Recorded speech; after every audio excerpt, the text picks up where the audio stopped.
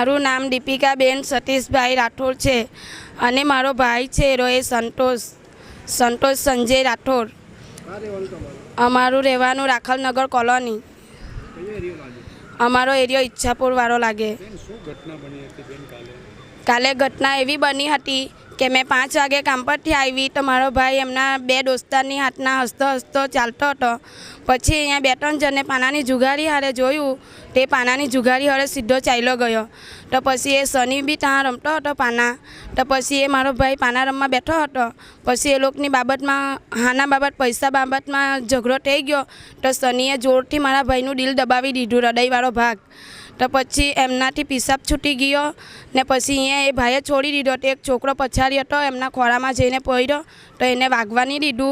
पण अमने तो ए ज घटना छे के सनीए ज घटना करी छे मारा भाईनी।